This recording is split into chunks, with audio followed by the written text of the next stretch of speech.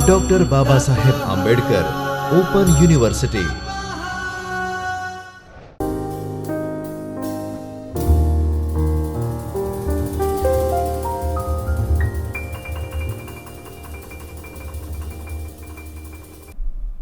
नमस्कार विद्यार्थी मित्रों, मैं Antim Patel, assistant professor in department of library and information science, doctor Baba Saheb Ambedkar open university Ahmedabad में आप सभी का हार्दिक अभिनंदन करता हूँ। आज हम इस वीडियो लेक्चर सीरीज़ में master of library and information science में paper ML2 104 information communication technologies application में ब्लॉक 2 लाइब्रेरी ऑटोमेशन में यूनिट 5 हाउसकीपिंग ऑपरेशंस के बारे में विस्तार से चर्चा करेंगे। इससे पूर्व लेक्चर में हमने डेटाबेस कॉन्सेप्ट, कंपोनेंट्स और database structure, file organisation and physical database design and database management system के बारे में विस्तार से चर्चा की थी, जिसमें हमने डेटाबेस क्या है उसके स्ट्रक्चर के बारे में बात की थी और हमने डेटाबेस मैनेजमेंट सिस्टम के बारे में भी विस्तार से चर्चा की थी। आज हम इस वीडियो लेक्चर में हाउसकीपिंग ऑपरेशंस के बारे में चर्चा करेंगे। लाइब्रेरी ऑटोमेशन क्या है, हाउसकीपिंग एक्टिविटीज़ क्या हैं या ऑपरेशंस क्या क्या है, उनके बारे में चर्चा करेंगे। तो आइए हम जानते हैं स्वचालन मतलब ऑटोमेशन शब्द क्या है। स्वचालन शब्द प्रयुक्त की गई तकनीकी के अनुसार कई परिशिष्टकरणों से गुजरकर वर्तमान स्थिति में पहुंचा है। 1936 में जब से हार्डर ने ऑटोमेशन शब्द का सर्वप्रथम प्रयोग किया, तब से लेकर आज तक इसकी अनेक परिभाषाएं साहित्य में पाई जाती हैं। कभी कभी मशीनीकरण तथा स्वचालन शब्द परस्पर अधिव्याप्त देखे जाते हैं, जबकि दोनों के बीच थोड़ी सी भी डिग्री का अंतर है। मशीनीकरण का लक्ष्य मात्र वजन तथा दूरी से निपटने के लिए मांसपेशियों तथा चेष्टा के स्थान पर मशीन का प्रतिस्थापन है। स्वचालन कार्यकरण की स्वचालित व्यवस्था का नाम है। इसी तरह का डेफिनेशंस, ऑटोमेशन क्या है। ऑटोमेशन यूनानी भाषा से लिया गया शब्द है, जिसका अर्थ ऐसी प्रक्रिया से है जो बिना मानवीय सहायता दखल के काम कर सकती है, मतलब बिना मैन के यूज़ के। DS हार्डर 1936 ने इस शब्द को आरंभ किया था तथा शुरुआत में इसे क्रमिक उत्पादन प्रक्रियाओं के मध्य खंडों की स्वचालित व्यवस्था के रूप में परिभाषित किया था। इस परिभाषा में आगे चलकर किंचित परिवर्तन हुए तथा 1956 में लंदन गुडमैन ने इस परिभाषा में निम्नलिखित रूप से संशोधित किया। स्वचालन स्वचालित कार्यकरण की तकनीक है जिसमें स्वचालित तथा कुछ दृष्टांतों में स्वनियंत्रित प्रक्रियाओं की कड़ी को प्राप्त करने के लिए विचार तथा प्रयास का आर्थिक रूप से तर्कसंगत मशीनीकरण का उपयोग कर संचालन विधि, संसाधित पदार्थों की प्रक्रिया एवं रूपांकन को एकीकृत किया जाता है। इसे बेस्टर डिक्शनरी ने भी दर्शाया गया। यह एक उपकरण, एक प्रक्रिया या एक तंत्र को स्वचालन बनाने की तकनीक है, या इस तरीके से भी परिभाषित किया। एक उपकरण, प्रक्रिया या तंत्र या यांत्रिक या इलेक्ट्रॉनिक यंत्रों के द्वारा स्वचालित नियंत्रण जो पर्यवेक्षण, प्रयास तथा निर्णय के मानव का स्थान लेता है, जिसमें कि मानव के निर्णय की कोई ज़रूरत नहीं और वो ऑटोमेटिक ही यूज़ में आ सके। इसलिए आगे हम बात करते हैं।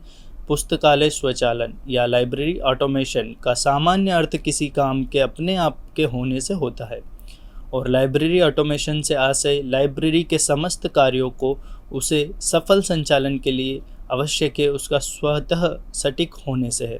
भारत में पुस्तकालय अभियान लगभग 19वें दशक से शुरू हो गया है, लेकिन उस समय पुस्तकालयों में केवल पुस्तकों को स्टोर करके रखा जाता था। लेकिन तकनीक और जागरूकता बढ़ने के साथ साथ पुस्तकालयों का भी उपयोग होना शुरू हो गया, जिसे हम ओपन एक्सेस भी कहते हैं। ऐसे में राजा राम मोहन रॉय लाइब्रेरी फाउंडेशन द्वारा जन पुस्तकालयों को सपोर्ट किया गया, जो कि पब्लिक लाइब्रेरीज को राजा राम मोहन रॉय लाइब्रेरी फाउंडेशन ने बहुत ही बढ़ावा दिया और अब तो नेशनल मिशन ऑन लाइब्रेरीज जैसी परियोजनाओं से पुस्तकालय बहुत ही फलीभूत हो रहे हैं।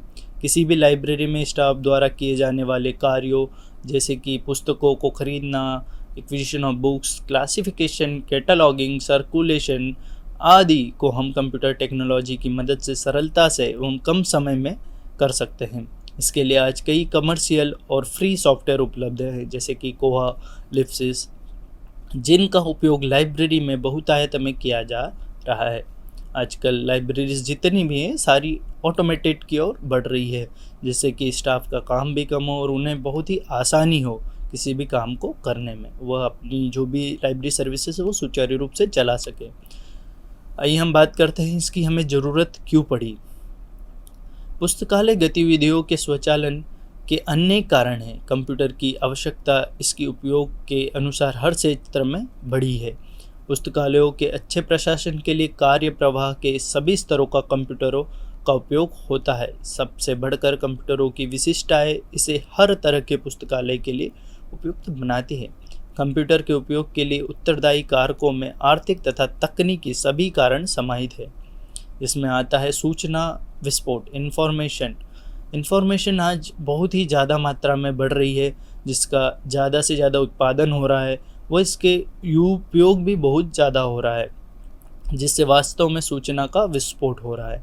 इस स्थिति में जब प्रलेखों का आश्चर्यजनक विस्तार हो रहा है तो पुस्तकालयों के लिए यह सुनिश्चित करना आवश्यक हो गया है कि इस बहुसंख्यात्मक सूचनाओं के इच्छुक यूजर्स द्वारा समय पर उपयोग के लिए एक प्रकार का ऑटोमेटेड, कुशल तथा ग्रंथात्मक नियंत्रण प्रणाली को विकसित किया जाए, जिससे कि यूज़र को इतनी बड़ी इंफॉर्मेशन इंडस्ट्री में से भी वो उसकी जो नीड की इंफॉर्मेशन है वो उसे प्राप्त हो सके। आर्थिक व्यवहार्यता, इकोनॉमिक कंडीशंस, पुस्तकालयों का बजट वैसे ही कम होता है तथा प्रकाशन एवं सूचना के वितरण की लागत भी बढ़ रही है।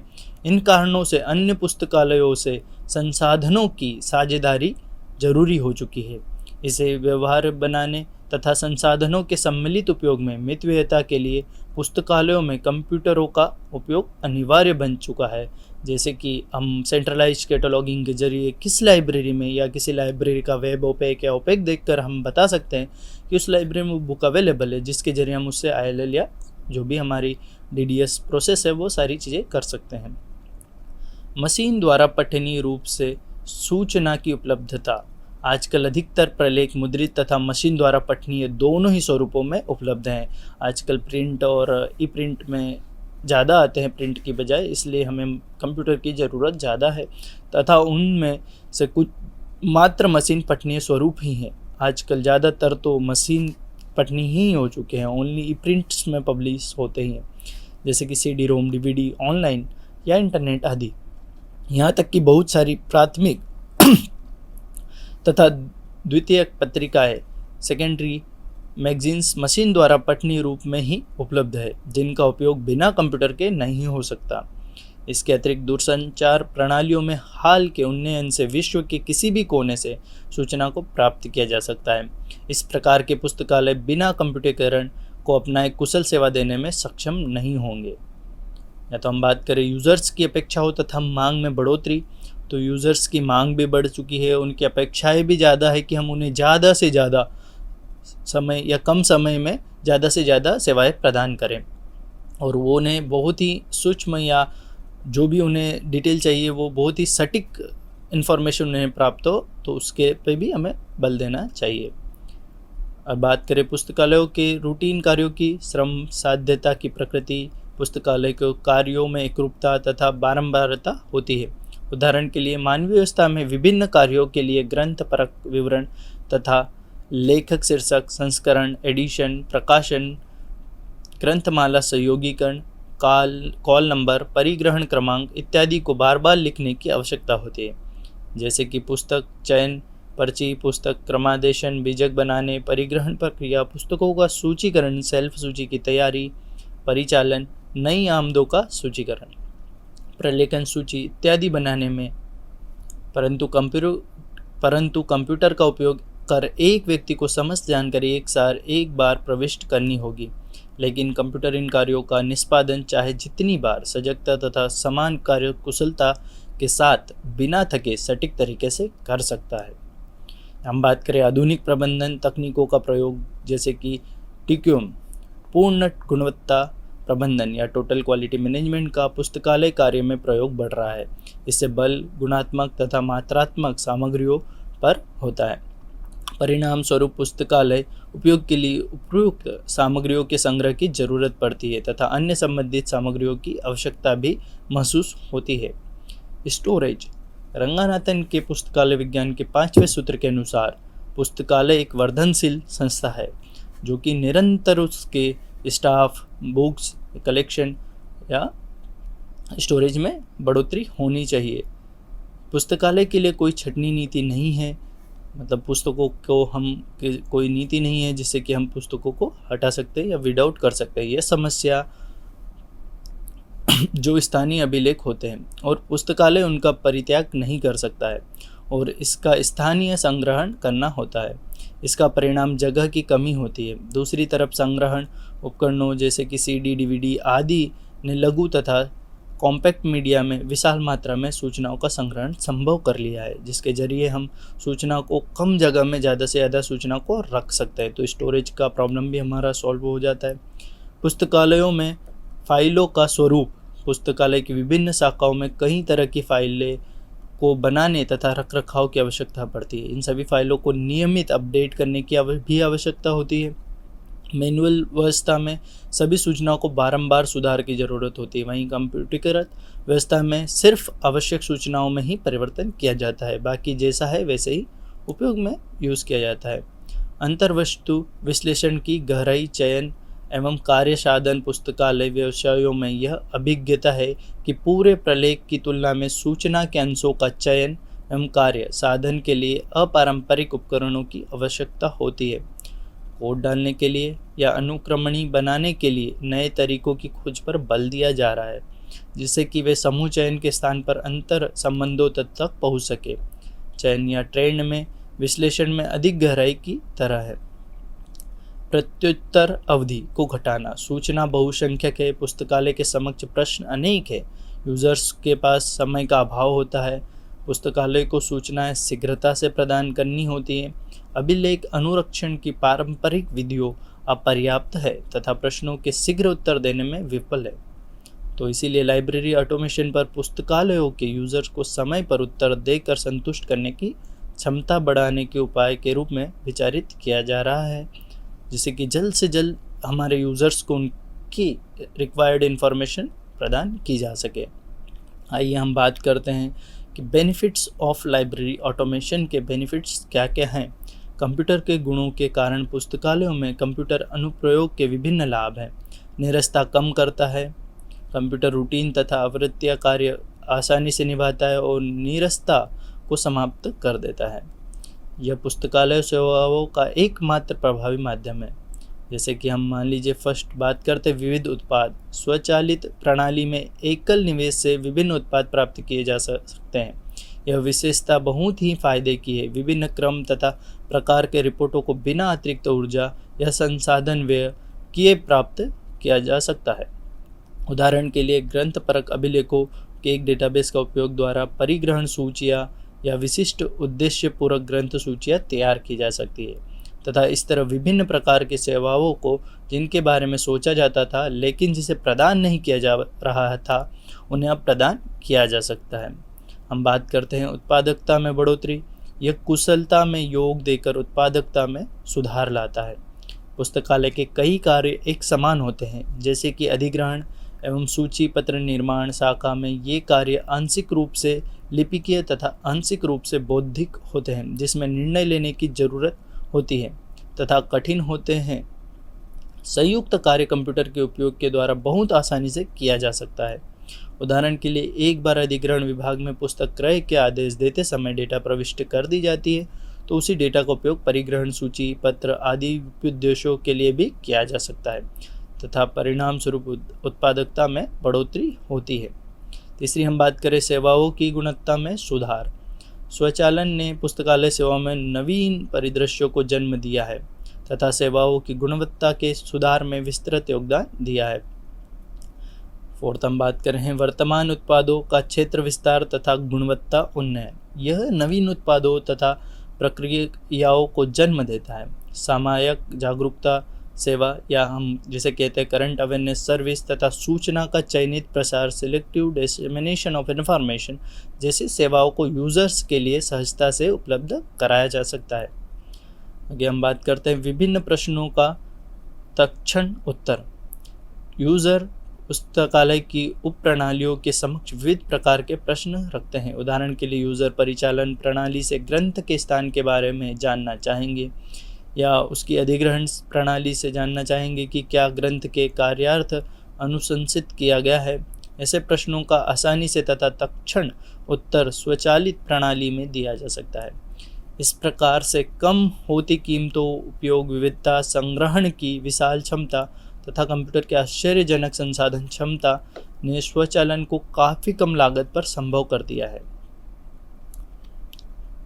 कि हम बात करते हैं impact of automation on libraries. Libraries पर इसका क्या असर हुआ है। पुस्तकालयों की भूमिका में ऑटोमेशन के प्रारंभ किए जाने के कारण बहुत ज़्यादा बदलाव आया है।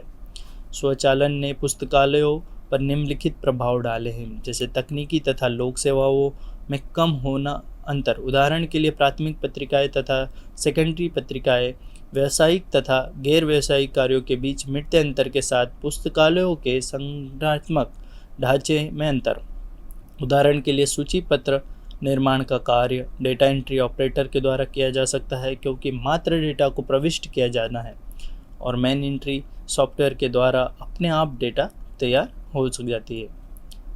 पारंपरिक पुस्तकालयों के स्थान इलेक्ट्रॉनिक पुस्तकालय और उसमें भी बढ़कर वर्चुअल पुस्तकालय की दिशा में किए जाने वाले आमूलचूल परिवर्तन, दूसरे शब्दों में सीडी रोम, डीवीडी, ऑनलाइन तथा इंटरनेट सेवाओं तथा स्रोतों का ज़्यादा संग्रह।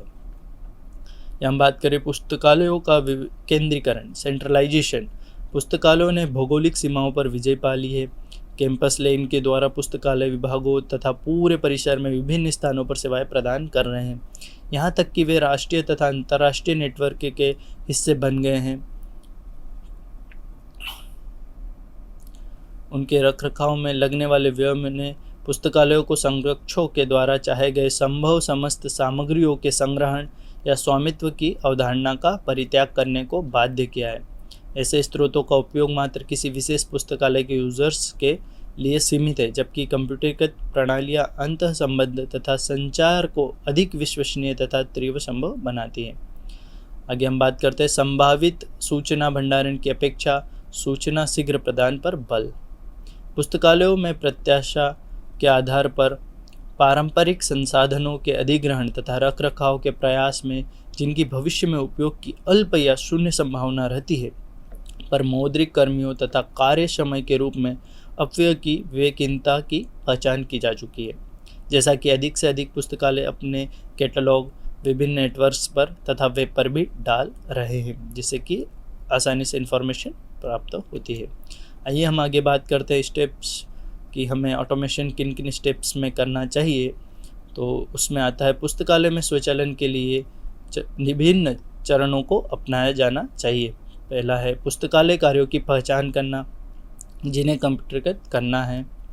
उसी में उन कार्यों को विभिन्न दृष्टिकोणों जैसे सम्मिलित संचालन, अभिलेखों के प्रकार और आकार, वांछित संग्रह माध्यम और वांछित विविध आउटपुट, उदाहरण के लिए आउटपुट आकार और आउटपुट माध्यम स्वरूप अथवा डिस्क के संग्रह के दृष्टिकोण से विश्लेषित करना।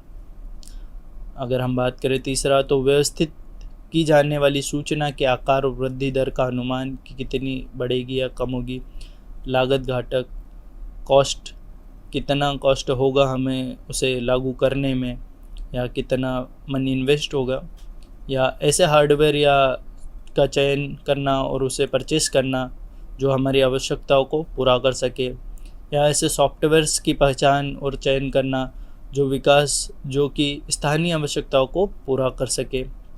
या हम पुस्तकालय कर्मचारी व संरक्षकों या पैट्रॉन या हमारे यूज़र्स को प्रशिक्षण कैसे दें, उस पर भी हमें ध्यान देना चाहिए।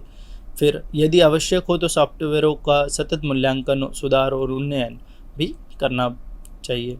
9, प्रलेखन और सहायता का मूल्यांकन करना। आगे हम बात करते हैं फैक्टर्स ऑफ लाइब्रेरी ऑटोमेशन। किसी पुस्तकालय की भिन्न गतिविधियों में कंप्यूटर का अनुप्रयोग पुस्तकालय का संचालन है।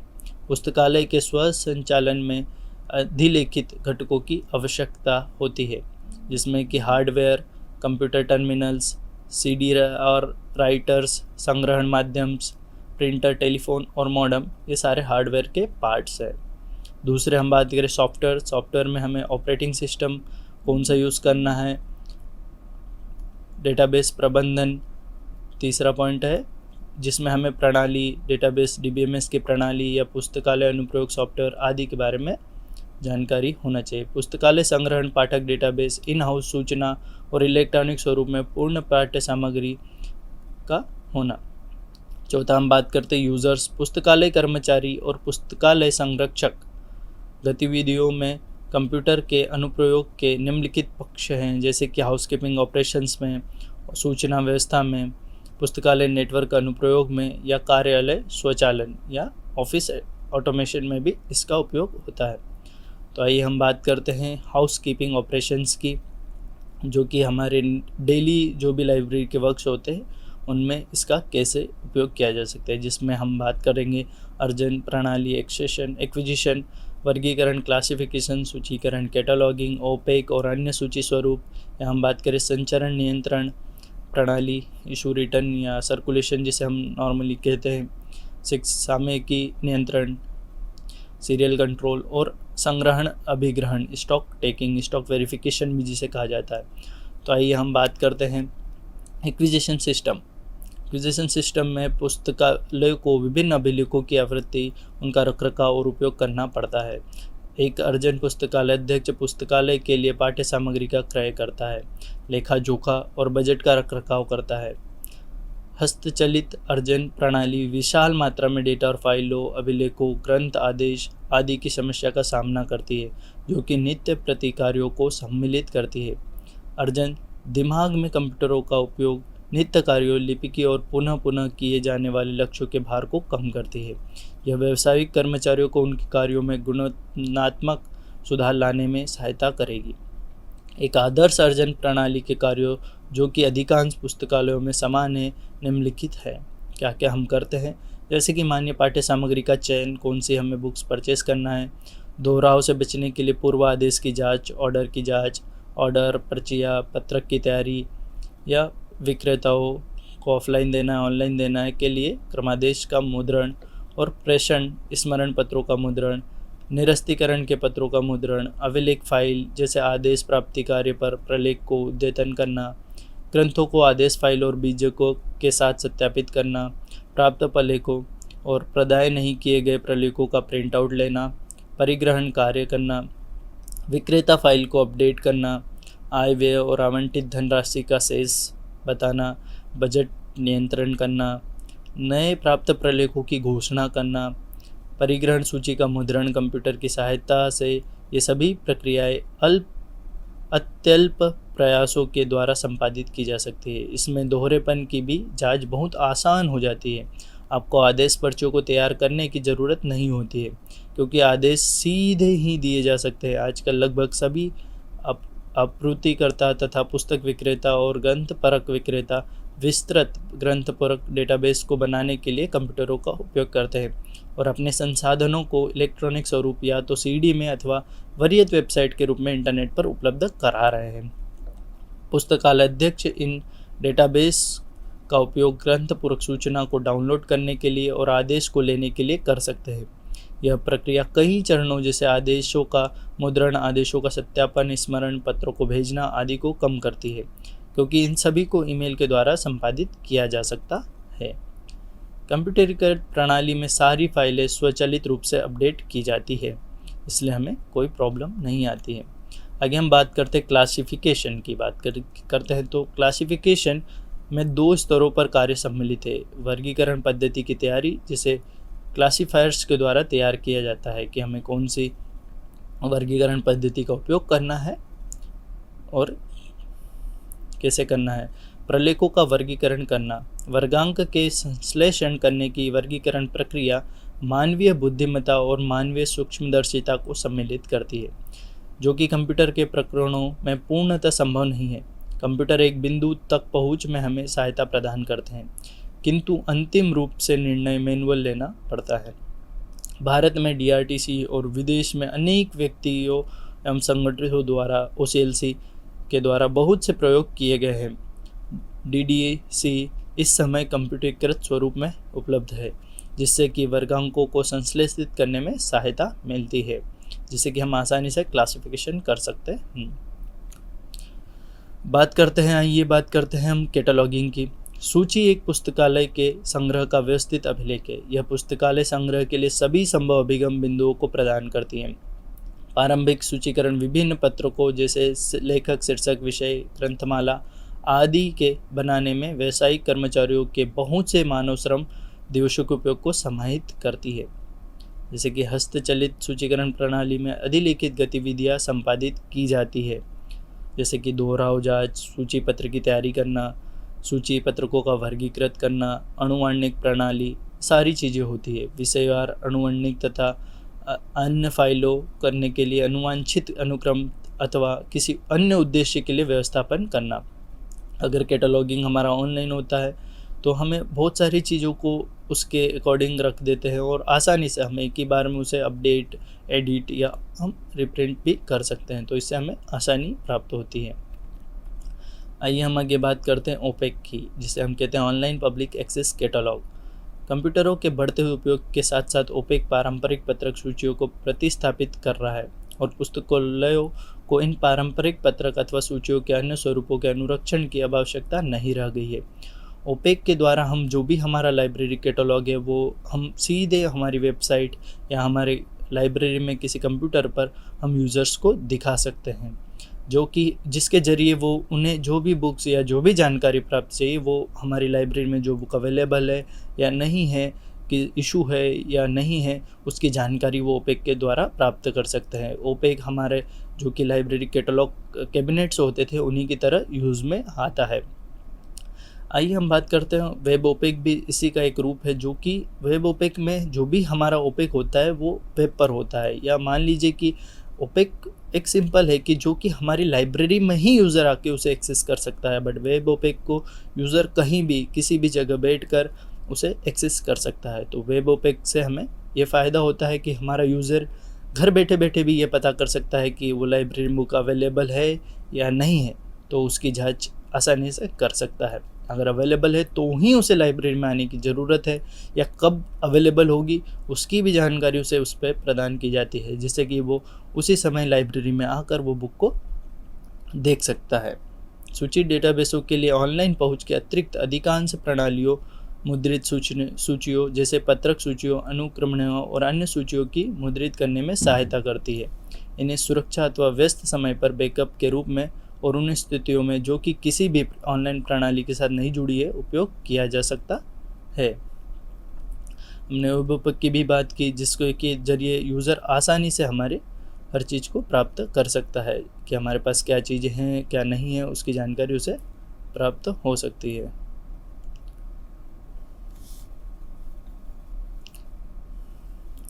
आइए हम आगे बात करते हैं सर्कुलेशन कंट्रोल सिस्टम। देय आदेय एक प्रमुख क्षेत्र है जिसमें संचालन किए जाने की आवश्यकता है, क्योंकि कार्य की प्रकृति जो कि देय आदेश गतिविधियों में प्रभावी है। देय आदेय कार्य में निम्नलिखित सम्मिलित है: सदस्यों का पंजीकरण, वितरित करना, बुक्स को रिकॉर्ड को रखना, अपडेट करना, प्रलेखों का आदेय अभिदेय का स्मरण पत्र या फाइन चार्जेस, कौन सी बुक ओवरड्यू है या नहीं है उसका रिजर्वेशन करना, बुक्स का इशू रिटर्न का स्टेटिस्टिक्स निकालना, कौन सी पुस्तक किसे प्रदान की गई है उसकी जानकारी, या एक यूज़र को कितनी पुस्तकें दी गई है या इशू है उसकी जानकारी, या कब रिटर्न आएगी उसकी जानकारी प्राप्त करना। इस प्रणाली के द्वारा पुस्तकालय सेल्फ चेक इन और चेकआउट प्रणाली को लागू कर सकता है, जिससे यूज़र को अपना RFID कार्ड लाइब्रेरी द्वारा प्रदान किया जा सकता है। जैसे कि हम अगर सर्कुलेशन सिस्टम को लाइब्रेरी को ऑटोमेटेड करते हैं तो हम उसमें या तो RFID या बारकोड का उपयोग करते हैं, जिसके ज़रिए यूज़र को हमें इशू रिटर्न में भी हमारी सुविधा होती है। अगर बारकोड है तो वो हमें फट से 1 या 2 मिनट में हम उससे बुक इशू कर सकते हैं। रजिस्टर में हमें उसकी एंट्री नहीं करना पड़ेगी, उसका नाम एंट्री नहीं करना पड़ेगा, उसके लाइब्रेरी कार्ड में ही हम बारकोड या जो भी RFID हम यूज़ करके उसे तत्काल उसके बारकोड को स्कैन करके हम उसे इशू रिटर्न कर सकते हैं। सॉफ्टवेयर से ये बहुत ही आसान हो चुका है इशू रिटर्न। आजकल RFID के ज़रिए यूज़र खुद अपनी बुक सेल्फ से लेकर खुद ही इशू रिटर्न कर लेता है, जिससे कि हमारे स्टाफ को सर्कुलेशन डेस्क पे बैठने की ज़रूरत कम हो चुकी है। आगे हम बात करते हैं सीरियल कंट्रोल। सीरियल कंट्रोल को इस तरह परिभाषित किया गया है, एक प्रकाशन जिसे उत्तरवर्ती भागों में जारी किया जाता है, जिसे एक टाइम लिमिट के द्वारा ही पब्लिश किया जाता है और अंततः रूप से जारी करना रखना अभिष्ट है। परिभाषा जारी है संस्थाओं और है जो नेटवर्क के अंदर सभी संसाधनों को नियंत्रित में रखता है। मोनोग्राफिक श्रृंखलाओं की पत्रिकाओं, स्मृति ग्रंथों, कार्यवाहियों, कार्य विवरणों इत्यादि को सम्मिलित करती है। इसके जरिए हम जो सीरियल कंट्रोल है, बुक्स कितनी इशू, मैगजीन्स का इशू रिटर्न भी हम कंट्रोल कर सकते हैं, कौन सी मैगजीन कब आई है उसकी जानकारी, सारी डिटेल्स हम हमारे पास रख सकते हैं।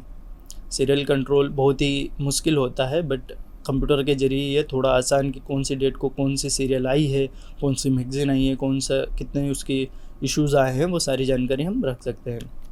आगे हम बात करते हैं स्टॉक टेकिंग की। स्टॉक टेकिंग भी बहुत ही आसान हो चुका है ऑटोमेशन से, कि हमारे पास कितनी बुक्स इशू है, कितनी रिटर्न है, हम सीधे हमारे सॉफ्टवेयर से वो डिटेल्स ले लेते हैं कि हमें पता चल जाता है कि कौन सी बुक है या नहीं है। उसके बाद जब हम RFID रीडर या बारकोड रीडर से बुक्स को जब हम स्टॉक वेरिफिकेशन करते हैं तो हमें पता चल जाता है कि हमारी लाइब्रेरी में कौन सी बुक है या नहीं है। तो हमें स्टॉक वेरिफिकेशन में भी ये आसानी प्रदान करता है कि कौन सी बुक है या नहीं है या गुम चुकी है, तो उसकी सारी जानकारी हमें प्राप्त हो जाती है। आइए हम बात करते हैं इंफॉर्मेशन हैंडलिंग की। इंफॉर्मेशन हैंडलिंग पुस्तकालय के प्रलेखों की सूची देने वाली फाइल, सेल्फ फाइल, उन प्रलेखों का रिकॉर्ड जो सर्कुलेशन में हैं, दे प्रलेख फाइल, ऐसे प्रलेख जो जिनबंदी के दिए गए हैं या तकनीक शाखा से है या कहीं और है, या हाल के वर्षों में सूचना की प्रकृति जैसे जैसे ज़्यादा जटिल एवं कठिन हो गई है, यह भावना भी ज़्यादा व्यापक हो गई है कि कंप्यूटर कई समस्याओं का उचित समाधान दे सकता है। कंप्यूटर बड़ी संख्या में यूज़र को तैयार प्रत्युत्तर इच्छित स्वरूप में दे सकता है। सूचना संग्रहण तथा पुनर्हित के क्षेत्र में ऑटोमेशन को लागू करने की प्रवृत्ति बढ़ रही है। केस तथा SDI सेवा कंप्यूटर की सहायता से बहुत ही आसानी से प्रदान की जा सकती है और हमें इंफॉर्मेशन को हैंडल करने में भी आसानी प्राप्त होती है। डेटाबेस के जरिए हम इंफॉर्मेशन को रखकर उसके एब्स्ट्रैक्टिंग या इंडेक्सिंग भी कर सकते हैं, जिससे कि हमें बहुत ही सारी आसानी और इजीली हम सेवाएं प्रदान कर सकते हैं। जैसे कि यूनिसिस्ट हुआ है, इनिस डेटाबेस हुआ है, एग्रीज डेटा हुआ है एग्रीकल्चर के लिए, जैसे कि UBC universal book control, bibliographical control, निसेट आदि के जरिए हम आसानी से डेटाबेस के जरिए हम सेवाएं प्रदान कर सकते हैं। आइए आगे हम बात करते हैं लाइब्रेरी नेटवर्क एप्लीकेशन। संसाधनों के पुनर्निर्माण के स्थान पर संसाधनों के साझे उपयोग की कीमत पुराने समय से पहचानी जा रही है। कई सहकारी कार्यक्रम तथा नेटवर्क विकसित किए गए हैं। वृहत पुस्तकालय संसाधनों को सभी पाठकों को उपलब्ध कराना आधुनिक ग्रंथालय का सतत सरोकार रहा है। अधिकार पुस्तकालय किसी गो का पुस्तकालय नेटवर्क के नोड हैं या बनने की योजना बना रहे हैं।